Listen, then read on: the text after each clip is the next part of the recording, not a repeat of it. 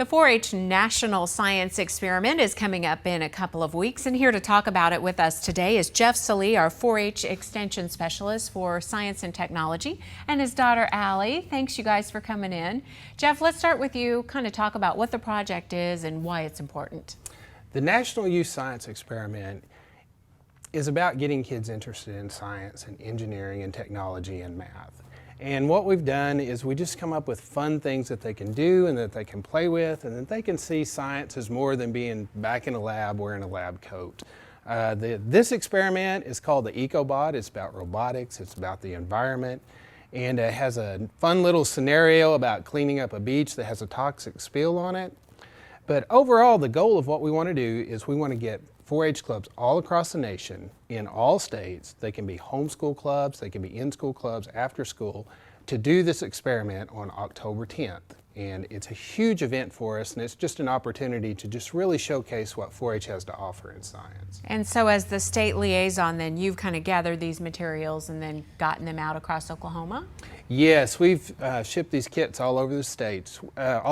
We have a lot of counties that will be doing this. Some of them will be doing it on October 10th, but we're not just limited to that. We like for them to do it sometime in October and just teach kids about engineering and science. Okay, Allie, we've got sort of the framework of the project here. You tell us about what this is and kind of what we're seeing. Well, this is an example of Bailey Beach, and there's been a toxic spill. So we put birdseed there to represent the spill and made these little EcoBots to help clean it up. And then what is the EcoBot? It looks like you've got part of a toothbrush here, but what else is on here? There's a watch battery and a vibrating pager motor, so it'll make the toothbrush vibrate to move. Okay, and then we have our beach here, and then what's the straw representative of? To represent like the barricades so that the toxic spill won't go any farther. Okay, so to kind of keep it contained. So show me how you turn this on and then what it does to the oil / birdseed. Well, you're just gonna put this top wire down onto the battery, and it should start vibrating like that. So Jeff, what is this representative of then, now that we're seeing?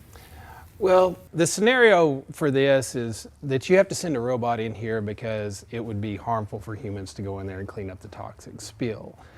And on top of the beach, there's a little grid, and the birdseed is spread out across that grid. And as the little robot moves around, it moves the birdseed off the grid. And you can count the number of squares and see what the efficiency is that you have. This right here is just the introduction. It's to show how the robot works and what the robot is supposed to do.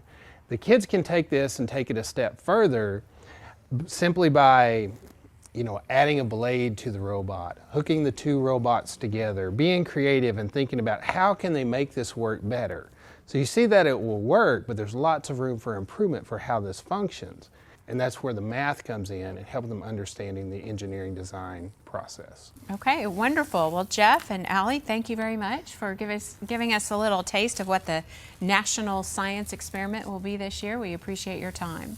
And for more information on the project, you can just go to our website, sunup.okstate.edu.